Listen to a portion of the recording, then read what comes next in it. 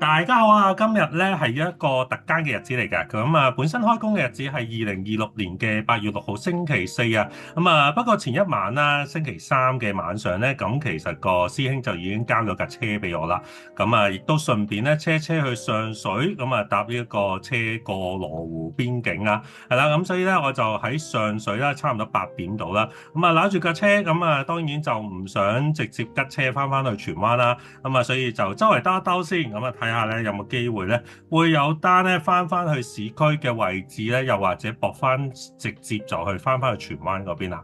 咁啊，一刻咧就由上水咧就上水分咧好似都冇，咁所以落咗嚟太和。咁啊喺太和站等咗一陣嘅時候，突然間咧就見到有張單啦。咁啊，太和站去九龍塘嘅廣播道。同埋一張飛的嘅單嚟嘅，咁啊正啦，咁啊可以出翻去市區啲嘅位置啦，咁啊呢個就成為咗今次呢個特間嘅第一支嘅特別單啦，咁啊太和站去九龍塘，咁啊首先經寶亞路咧、汀角路咧就出翻嚟大埔嘅太和路啦，沿住太和路繼續一路直去咧，跟住就可以轉右咧，就去翻呢一個吐露港公路啦。咁啊，我想講其實太和站咧我都有幾次咧係接到單啊，咁但係咧好多師兄都話有冇搞錯啊？我去親太和站就真係乜都冇，點解你每一次去到都總會有啲收穫嘅咧？咁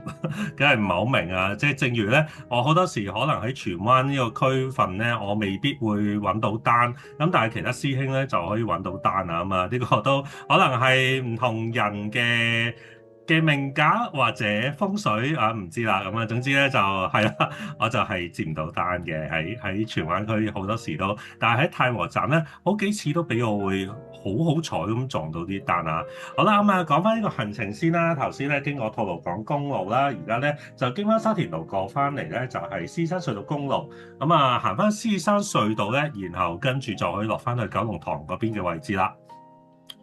係啦，咁啊，全程都基本上係高速啦，咁所以其實大概15分鐘到咧，就已經可以由太和出到嚟獅山隧道附近，跟住咧再落埋去啦，咁啊20分鐘內一定搞掂啊！咁啊夜間有夜間嘅好處咧，就係呢啲長途咧，基本上都冇乜塞車狀況啊。咁當然啦，夜間亦都有唔好處嘅，就係比較難揾客啦。咁所以咧，係啦，行程可以好快完成。咁如果單駁單嘅話咧，有時真係可以上數得好快啊！咁但係如果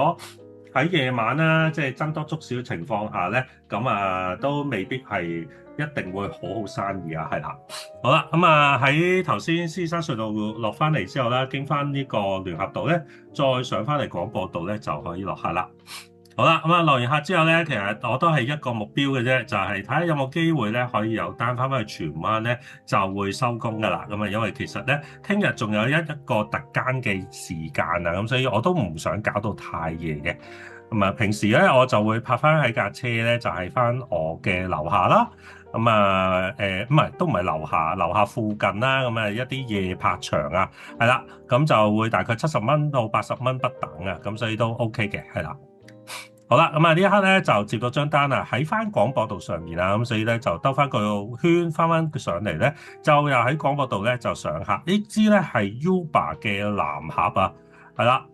咁啊係啦，咁啊九龍塘嘅廣播道去翻觀塘嘅裕華街，大概8公里嘅路程啊，咁都 OK 嘅，係啦，出到嚟廣播道轉左。入翻去竹園道先，然後跟住咧，再喺前面咧就可以轉左落翻去呢一個龍翔道嘅位置，向翻觀塘方向進發。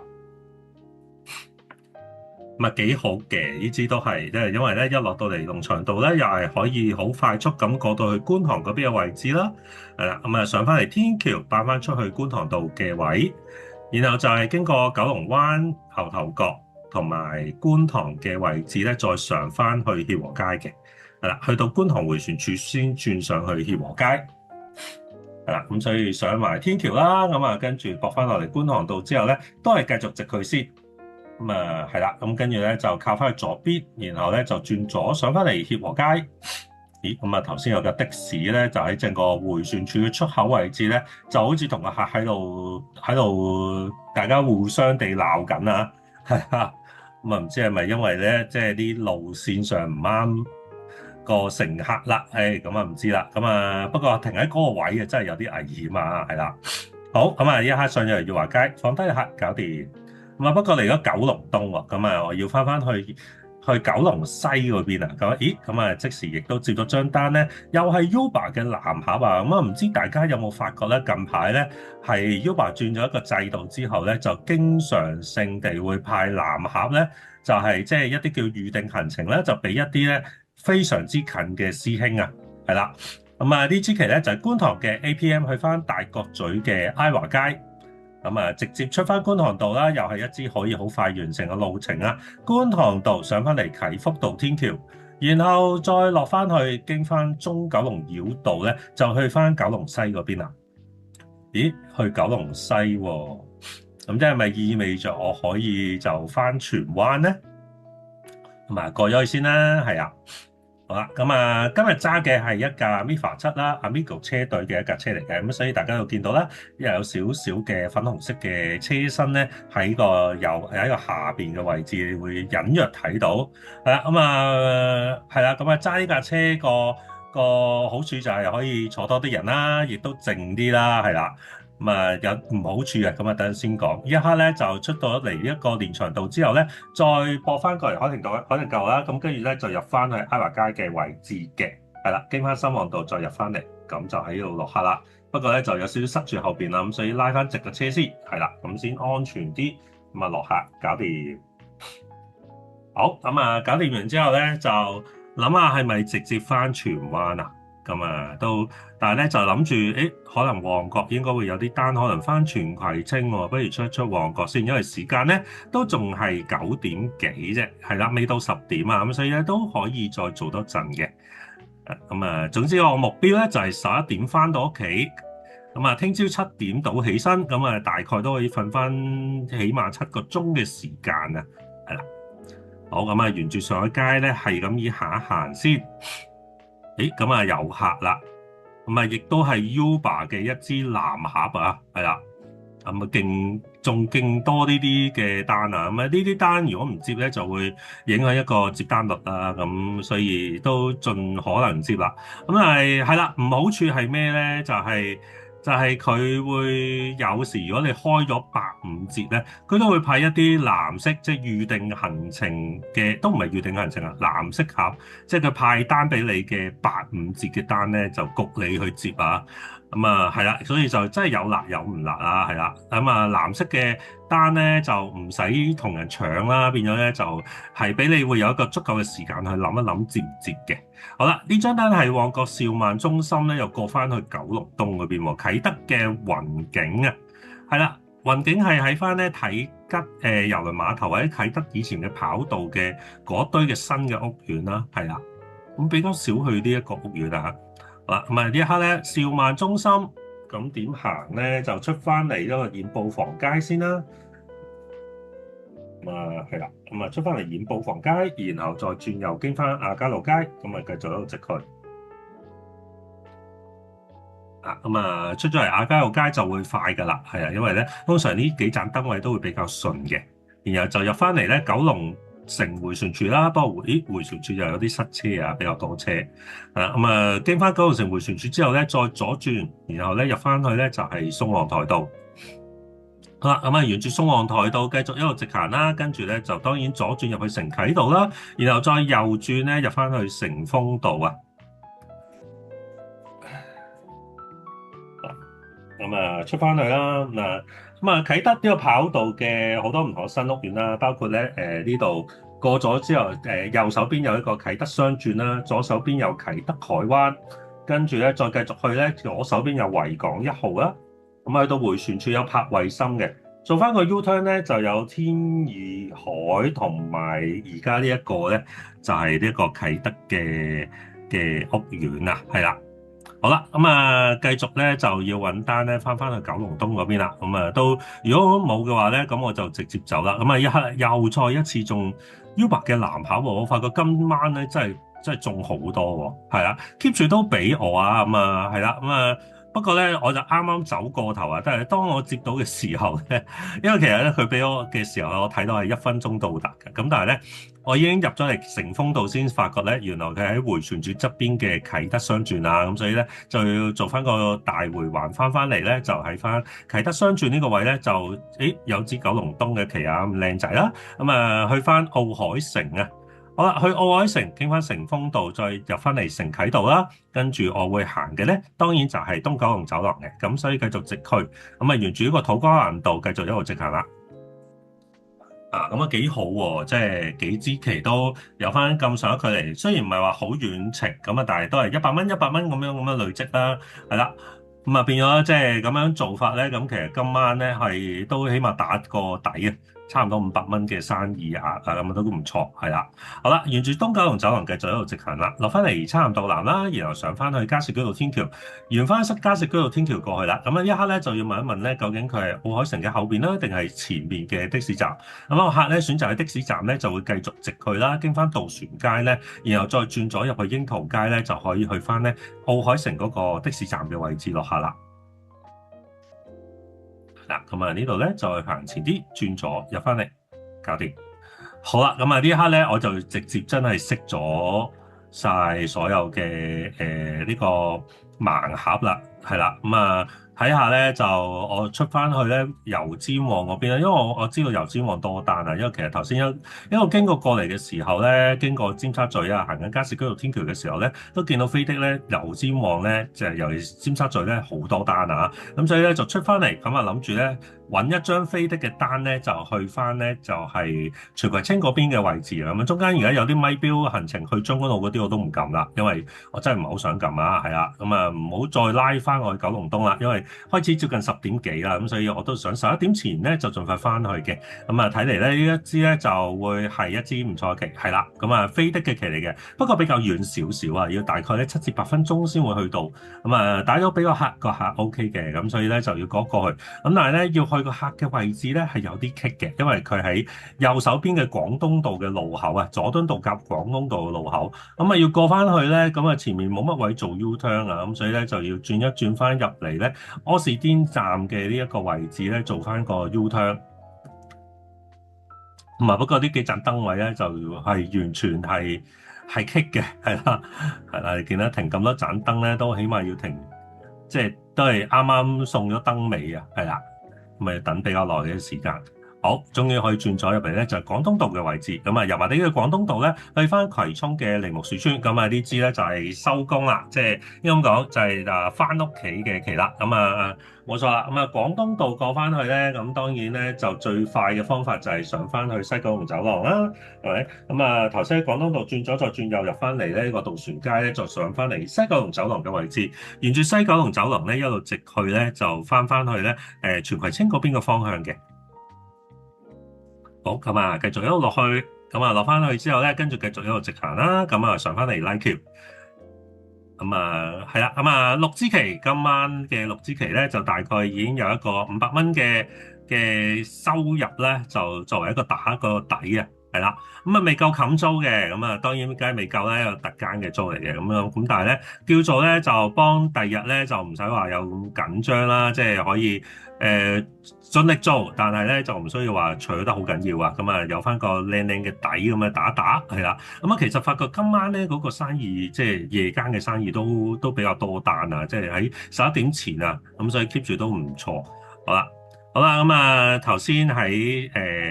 麗橋落翻去葵涌道啦，然後跟住咧就入翻去上翻嚟一個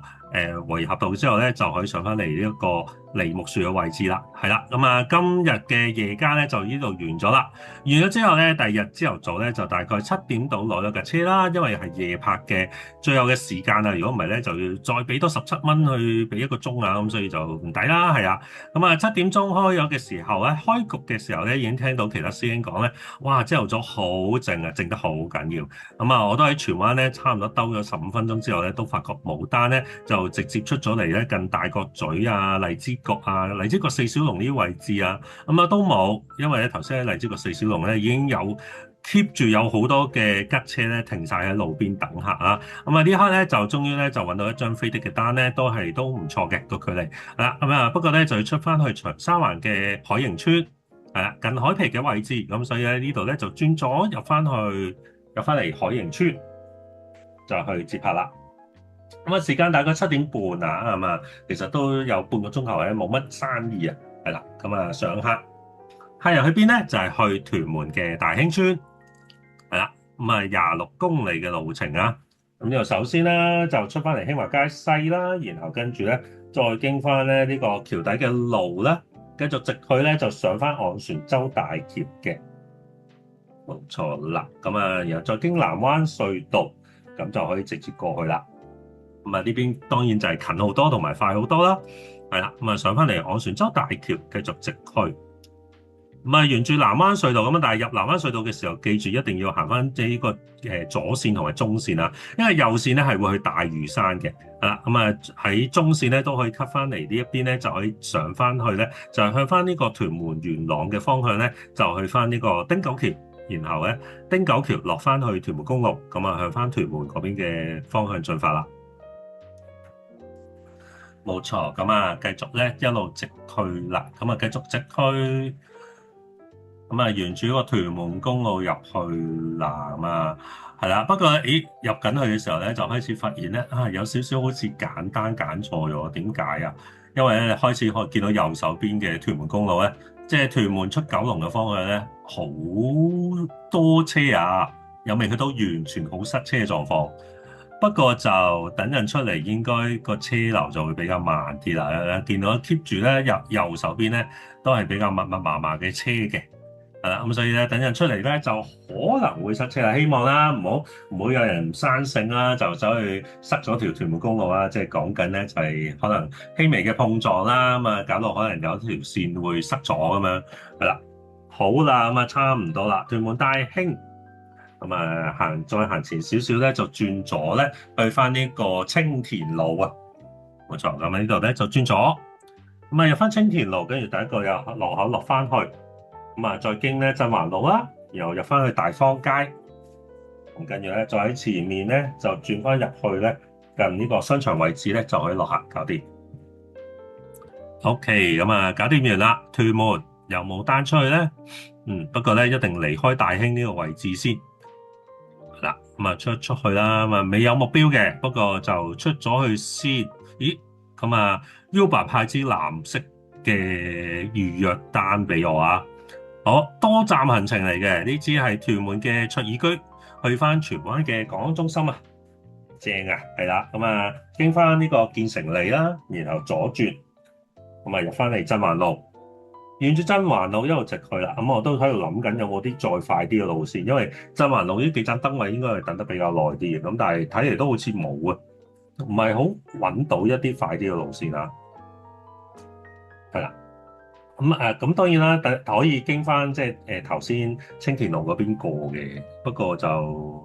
係咯，兩邊都其實食少少燈位，呢邊食多一兩盞咯，係啊，咁啊冇辦法啦，咁啊係啊，經翻呢個杯渡路過翻嚟青雲路啦，然後跟住呢度就可以即時轉左咧，咁就係啦，咁又會快啲啦，係啦，冇錯，咁啊沿住黃珠路過翻嚟屯門公路嘅位置啦。咁啊，睇下會唔會塞車啦？咁啊，呢度出去，朝頭早8點幾，咦，開始真係有少少慢車啊，係啦，咁啊，你見到咧就比較慢啊，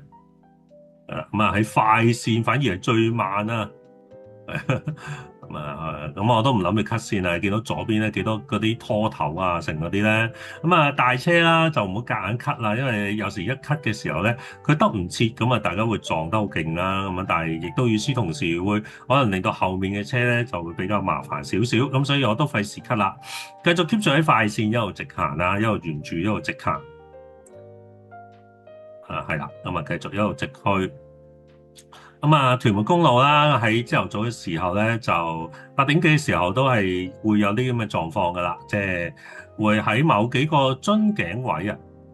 就塞車。咁啊，樽頸位嘅可能性係因為咧，有時你會發覺咧，右手邊突然間會開咗條即係快線嘅，係啦。咁但係咧，去到前邊咧，又可能會收翻埋，好似而家咁樣啦。咁所以咧就會變咗又要有一個2合1嘅狀況啦。咁就車流量會突然間又會變慢咗嘅，係啦。咁啊，究竟其實係咪行中線會好啲咧？咁啊，揸開車嘅朋友，可能甚至乎係唔好講話揸的士啦，喺屯門成日出嚟九龍區翻工或者港島區翻工嘅朋友，不妨可以喺留言區話俾我聽啦。其實係咪行中線會比較好啲咧？係啦，好啦，咁啊係啦，咦，咁啊講翻呢個行程先，屯門翠怡居荃灣嘅港安醫院先，係啦，咁其實第二站都喺葵涌嘅，咁啊都係近近地，咁啊兩公婆應該係翻工啦，一個喺港安醫院翻工，一個喺翻葵涌附近嘅地方翻工，係啦，咁啊經翻呢個荃灣露天橋咧，落翻嚟荃灣中啦，落翻嚟大河道啦，再上翻嚟荃景圍嘅位置啦，然後繼續一路直上，係啦。咁啊一路直上去啦，咁啊繼續一路直行，咁然後咧跟住咧就可以靠右轉翻入嚟咧港安醫院，咁就可以落客。咁啊第二站咧係一個叫葵涌 H 啊，係啦，咁啊其實喺大連排道附近嘅，咁我都係第一次先知道，原來嗰個叫 H 啊，係啦。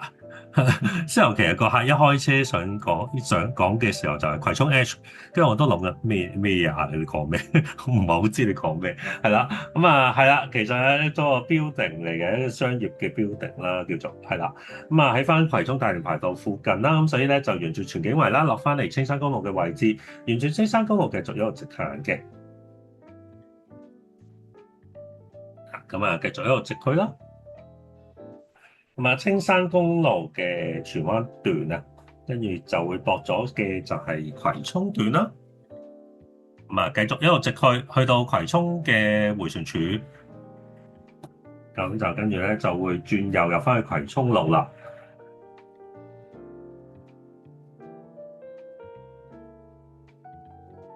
好啦，咁啊轉翻過嚟之後咧，跟住轉咗入去大連排道之後，跟住即時轉咗再去葵榮路啊。跟住咧，就喺前面右手邊就係呢一個位啦。好，落完客嚟到葵涌嘅位置，咁啊，有一入去大連排道望一望先。不過係有啲錯咗嘅，係大連排道嘅平日嘅翻工時間，好多貨車喺度上落貨咧，有時係會導致呢度輕微擠塞啊。係啦，咁啊係啦，咁啊前面亦都唔知點解擠塞啦，因為其實呢個路口咧應該係。我哋呢邊係有優先權啊，咁但係係啦，好啦，咁啊諗一陣啦，咁啊葵涌好似冇乜單，因為我見飛的都冇單，咁啊亦都係確實亦都過咗翻工時間咁滯噶啦，9點鬆啲，又未過晒啊，不過冇喎，真係冇單，係啦，任何 Apps 都唔見有單啊，咁所以都不如就出翻去近市區啲嘅位置啦，咁啊有諗過過去青衣嘅。亦都有諗過翻荃灣嘅，咁但係一開場我都有講啦，荃灣我真係麻麻地，係啦，咁所以係啦。好，咁啊呢一刻咧就接到張單啦，呢張單咧就要兜個大圈嘅，因為咧要上翻去荔景嗰邊嘅方向，咁所以出翻去貨櫃碼頭南路嘅位置啦，由呢度迴旋處再可以有條路咧翻翻上去咧就係荔景山路嘅位置，咁啊荔景村，咁啊所以就以呢度咧就轉左啦，咁啊過翻去荔景村嘅位置啊。咁啊，荔景村就比較長啲嘅，咁啊呢度開始都係荔景村啦，不過咧佢就喺比較後缺啲嘅位置啊，咁所以咧落到嚟，咁啊，咦，唔係呢個入位，唔係呢個位啊，再前啲先，係啦，前啲呢個位先係入閘。好，咁啊入嚟咧，跟住咧就上下啦，咁就一支過海旗嚟嘅，咁啊飛的正價過海旗啊，咁啊去中環嘅士丹利街。咁啊，呢度轉左啦，經翻荔景山路咧，就首先落翻去葵芳嘅位置，咁啊經翻葵福路咧，再轉左啊，咁啊入翻興芳街，同埋興芳路啊，係啊興芳路，咁然後跟住咧再轉翻上去咧，就係荃灣露天橋啦。咁啊，荃灣露天橋而家上橋咧就唔會塞車啦，因為咧直接咧就唔使讓線咁樣出去，直接就出到去。咁啊，去中環士丹利街咧就行西隧啦，咁啊沿住一路直行啦。咁不過咧呢個時候咧就一定會塞車噶啦，都冇計噶啦，係啦。咁啊過海時間喺西隧嚟講啦，通常由8點到已經開始塞車啦。咁啊塞到差唔多9點半，甚至乎有時誇張得滯咧係會去到10點添嘅。咁所以係。都冇辦法係塞車狀況㗎啦，咁啊一路行開始車流量咧就慢少少，咁啊呢一刻曾經有諗過咧就出尖沙咀嘅出口出去嘅，咁啊不過都即係再經九龍站上過水啦，咁啊落翻去，不過咧都其實差無幾啊，咁所以咧就係啦，咁啊入翻嚟咧個西隧位置，咁啊塞咗大概10分鐘內嘅時間啦，咁啊入到嚟呢個西隧啦，咁啊去翻士丹利街啊，係啦，咁啊士丹利街咧。如果大家知道出名嘅係咩咧？就係有間馬會啊，係啊，之前曾經咧話呢間馬會咧所中六合彩嘅機率係高啲嘅嘛，係啦，咁啊不過就唔知啦，咁啊我未中過，咁啊有冇人中過咧？係啊，中過都唔好留言啦，費事俾人起底運你啊，話你好有錢啦，係啊，咁啊係啦，咁啊當然啦，都係希望大家會中獎嘅，係啦，好啦，咁啊 anyway，咁啊喺呢個西隧出翻嚟啦，咁啊出翻嚟干諾道中、干諾道西天橋啦。係啊，咁啊落翻嚟文寶道，咁啊，然後跟住咧就繼續一路直去啦，咁啊再經翻龍和道啦，咁啊沿住龍和道一路直去，再經翻愛丁堡廣場，跟住咧就入翻嚟夏慤道嘅位置，然後上翻去紅棉路咧就可以轉翻入去呢、個金鐘道，再去皇后大道中啦，係啦，咁啊繼續沿住皇后大道中一路直行。繼續去咁啊，然後跟住咧差唔多要靠翻去左邊啦。我唔敢吸去最左邊，因為咧係啦，就遇著呢啲咁嘅情況啦。左手邊有時候咧有啲人咧就會停低咗喺嗰度啊，係啦。好咁啊，士丹利街落客搞掂。好啦，搞掂完之後咧就揾下客先，係啦。咁啊出翻去皇后大道中先啦。咁啊，可能向翻西邊啦，咁啊，因為其實中環都開始塞車。咦，咁呢個時候咧就接咗支比較近啲嘅旗啦，係啦，咁啊比較近嘅雙環嘅皇后大道中去翻花園，中環花園道3號啫，咁啊係啊，都係近嘅，咁啊算啦，轉咗經水坑口街咧，就上翻去荷里活道咧就行啦。咁因為其實就算行咧海皮嘅位置咧，都唔係快得好多嘅啫。係啦，咁啊繼續咧沿住荷里活道一路直去。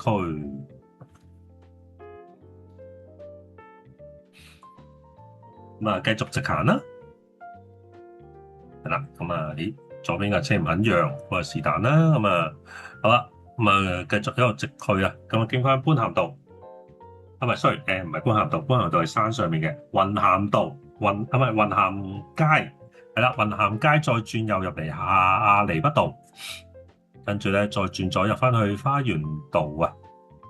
咁就可以準備落客噶啦，好。搞掂落客，好啦，咁啊落完客之後咧就繼續揾客啦。咁啊上半山啦，咁啊呢個時候咧都即係近期嘅 Uber 咧嗰個有一個即係加成啊，係啊，每張單就加15蚊，其實就麻麻地吸引嘅。不過如果即係順路嘅咁咪做翻1-2張咯，係啊，咁起碼都有15蚊嘅補貼啦，叫做係咪？係啦。好，咁啊，一刻咧就喺羅便臣道咧就接到張單啦，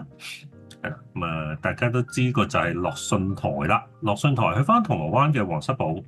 咁啊都 OK， 4至5公里嘅路程嚟嘅，羅便臣道落翻嚟花園道落山先，咁啊沿住花園道落山，跟住咧再喺右手邊咧，我就通常會經金鐘道落去嘅，係啦。係啦，咁啊，經翻金鐘道啦，然後再經軍器廠街咧，再出翻去告士打道啊，咁就可以唔使點 cut 線嘅狀況嘅。好，咁啊，告士打道繼續一路直行啦。咦，咁點解 cut 咗出去嘅？因為咧，我見到前面咧有一紮車咧，就想逼入去呢一個右線咧，就去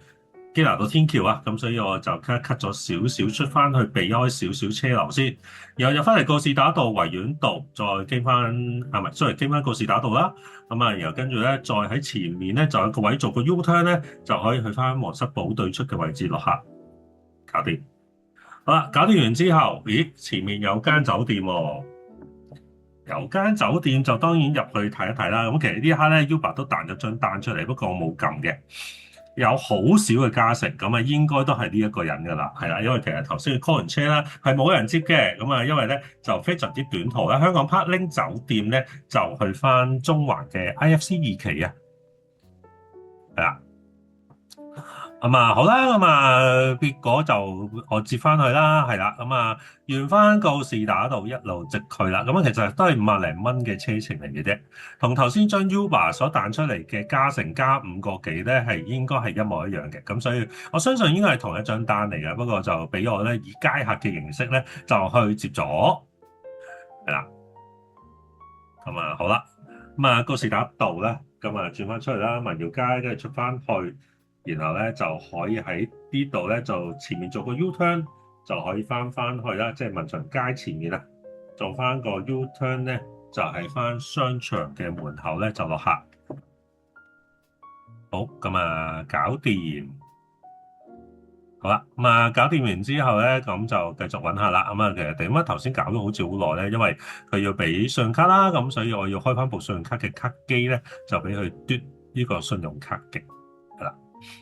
好啦，咁啊繼續去啦。咁啊一刻咧就去翻西區嗰邊先。咁啊，避開中環啊，係啊，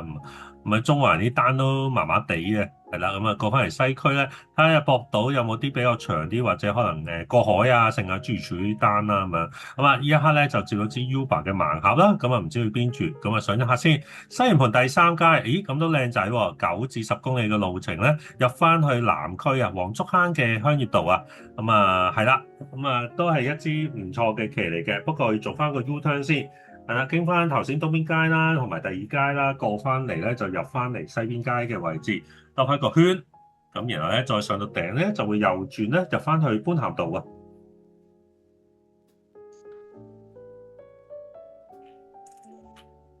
咁啊，沿住般咸道繼續一路直去咧，就會駁翻薄扶林道啦。咁啊喺西區呢邊入南區都一定係行薄扶林道，係會快啲同埋會平啲啦，因為咧就會慳咗8蚊嘅隧道費啦。係啦。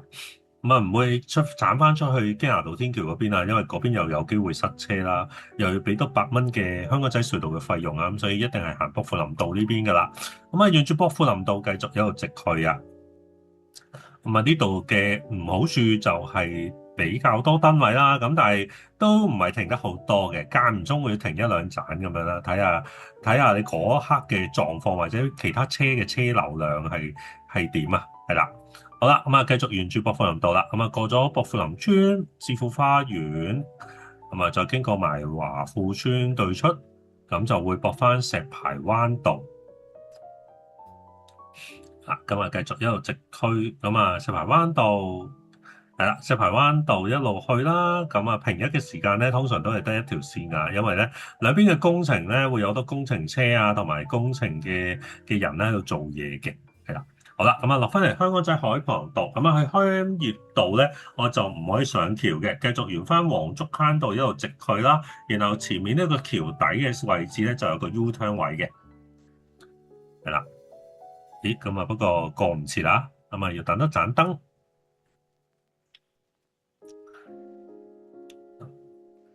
好啦，差唔多啦，係啦，咁啊轉翻過嚟咧就係黃竹坑道嘅。呢個東行方咁啊，繼續一路直去啦。再喺前面咧就轉左，再轉左入翻去香葉道嘅位置，搞掂落客，搞掂。好，搞掂完之後咧，我就停低咗喺度揾客啊，因為咧其實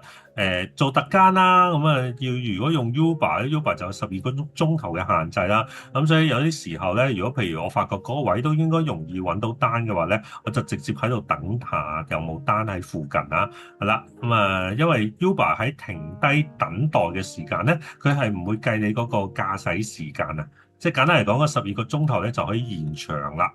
咁啊，不過咧呢一刻咧，我所接嘅咧唔係 Uber 嘅單，係一支飛的嘅單，喺翻田灣呢邊嘅位置啊。咁所以就過嚟比較遠少少，大概6-7分鐘嘅路程啦，過到嚟。咁啊，去邊咧就係過翻海啊，田灣村去翻紅磡嘅民樂街。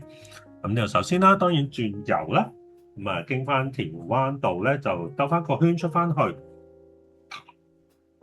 咁啊，再經田灣山道咧，都係會經呢個咧就一定係經紅隧咧，再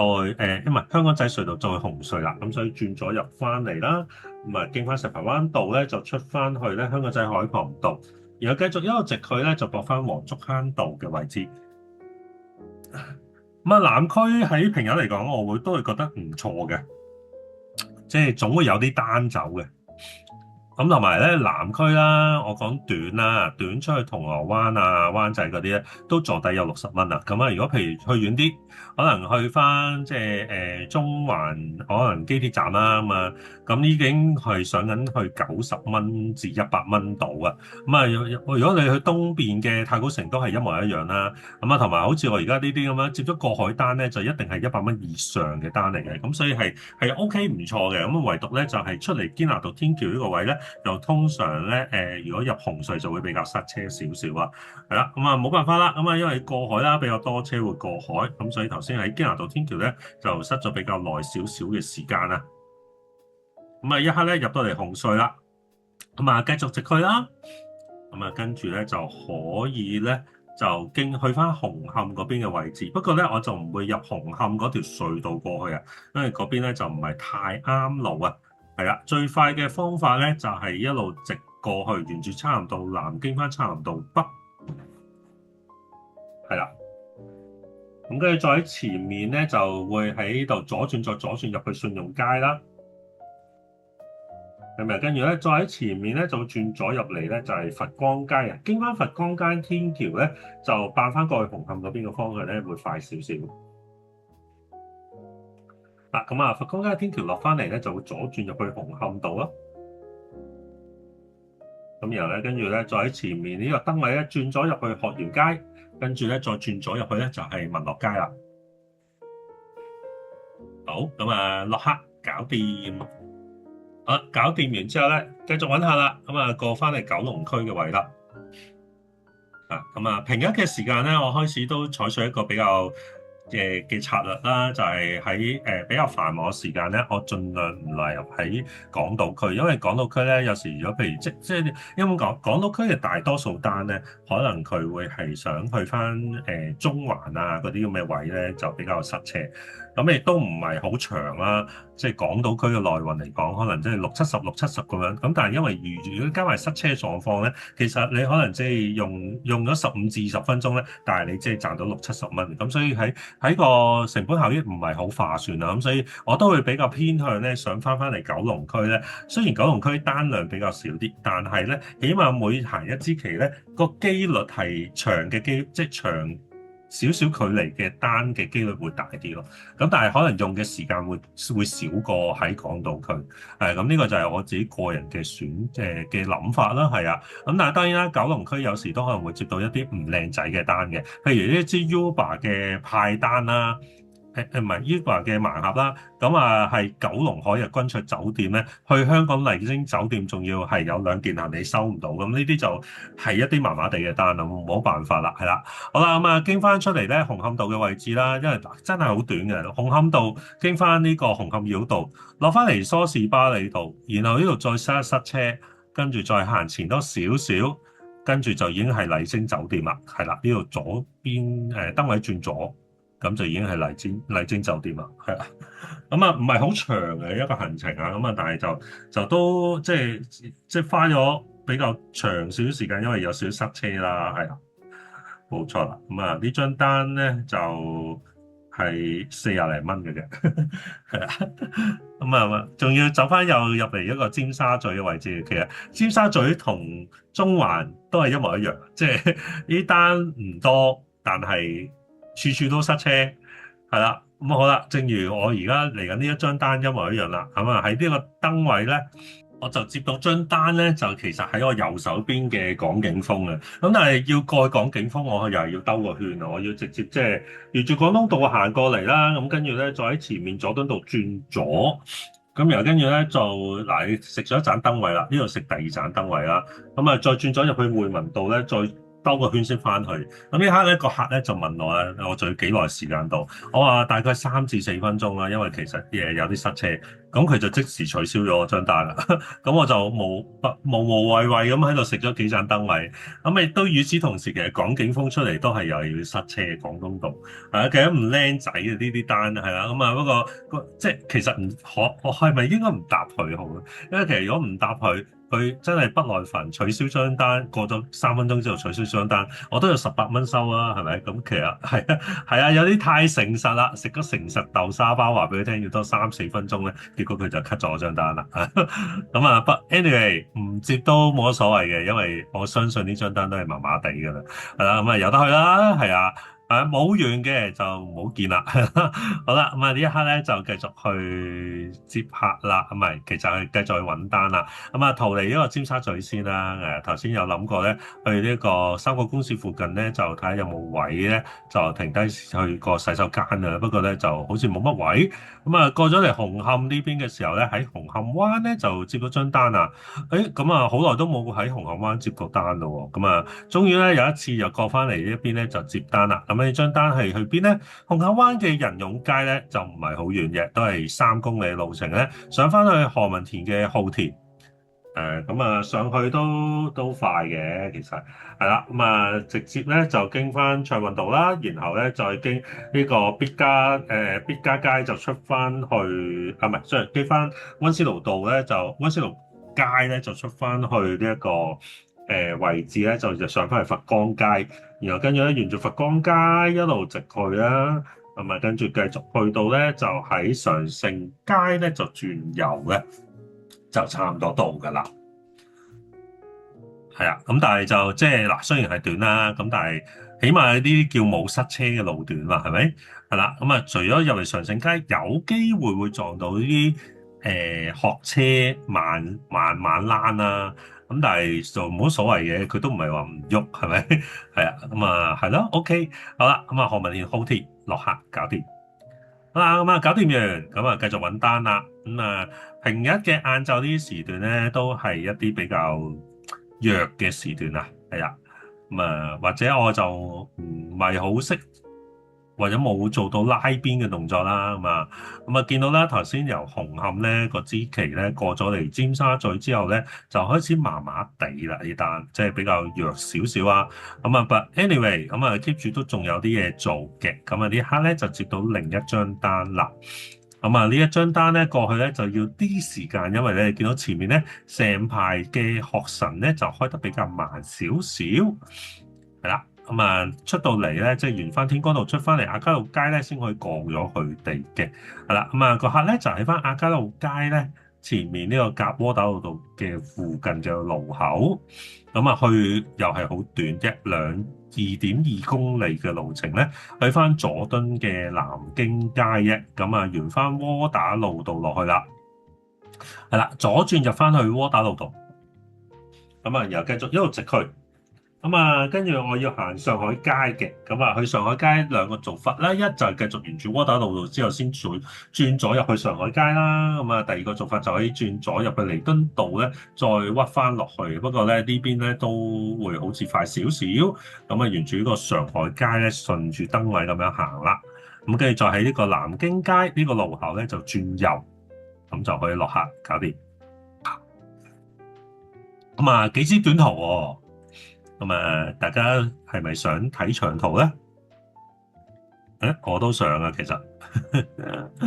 係啊，不過咧暫時都未揾到啲長途啊。係啦，咁啊，係啦，咁啊，開始個心裏邊係覺得要開始離開呢個區域啦。油尖旺要離開，咁啊避開佢先。係啦，咁啊沿住新填地街睇下有冇手仔。冇嘅話咧，就不如就經翻呢個亞皆老街同埋櫻桃街咧，就去翻大角咀海皮啦。因為頭先咧，我咪記得我要去尖沙咀嗰個三個公司上去廁所嘅，咁一刻咧就嚟翻大角咀海皮咧呢個位置咧就去廁所。咁啊運用咗呢個去廁所嘅大法啦，咁啊去緊廁所，去完廁又出翻嚟嗰一刻咧，Uber 咧就有單啦。咁啊喺翻咧就係維港灣，咁啊睇下維港灣會帶我去邊啊？維港灣帶我去邊？維港灣去觀塘考明街嘅三步木啊，咁啊幾好喎，10公里嘅路程，亦都係一支好快嘅路程啊！因為咧呢度一出去再轉右海輝道，經過迴旋處過翻嚟連翔道嘅位，咁然後咧就可以入翻去中九龍繞道咧，就過翻去九龍區唔係九龍東嗰邊啦。係啦，咁啊唔錯，係啊。咁啊，繼續一路直去啦。不過咧，嗱，要去觀塘嘅考明街咧，咁就因為咧呢度出去咧就只可以，如果觀塘就會直接上咗觀塘繞道啊，咁啊就唔係好啱嘅。咁所以咧就我就經翻九龍灣出口出翻去先，點翻九龍灣出口出翻去，跟住咧再轉右咧就入咗嚟呢個雲光道啟祥道啦，入翻嚟雲光道，沿住雲光道繼續一路直去啦，出翻去啟福道嘅，跟住就上翻去呢一個啟福道天橋啊，冇錯啦。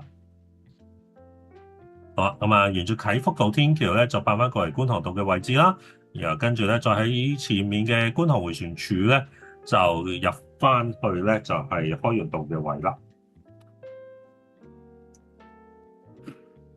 好，咁啊，轉右入去，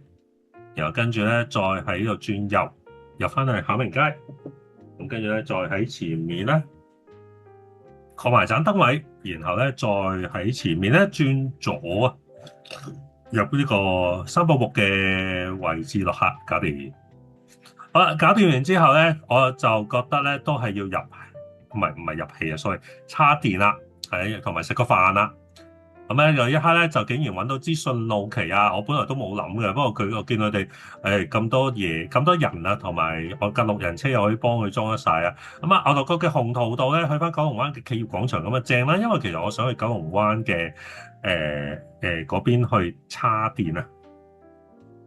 係啦，咁啊去翻大昌巷叉電啊，咁所以咧就非常之順路，執支靚旗啊，係啦，咁啊亦都有行李費收，咁啊直接就過翻嚟啊！係啦，如果唔係接到去啦，其實基本上我都會吉車過嚟㗎。咁係啦，咁啊點行咧？經翻海濱道啦，經翻雲照道啦，然後跟住再轉咗入去常怡道啦，跟住再轉右咧入翻去雲冠道咧就可以落客啦。咁啊遲少少呢個位落客。好，咁啊落完客之後咧就去叉電啦。咁啊特間咧比較長嘅時間啦，時間嚟到晏晝嘅呢個2點幾咁啊，加埋琴晚咧幾個鐘咧，咁呢刻咧呢一集咧就暫時不如就喺呢度告一段落啦。咁啊特間下半部分究竟會點咧？究竟我有啲咩嘅生意做到咧？咁啊不妨咧可以繼續咧睇我嘅下一集啊！係啦，咁啊，今次呢個特間嘅的士駕駛報告咧，就到呢度到此為止啦。非常多謝大家收睇啦。如果中意嘅話，可以 CLS、comment、like、share 或者 subscribe 小弟 channel 啊，又或者可以喺下低度留言嘅。有咩可以 IGDM 我去問我嘅。咁啊，今集的士駕駛報告就到呢度到此為止。非常多謝大家嘅收睇，我哋下一次再見，拜拜。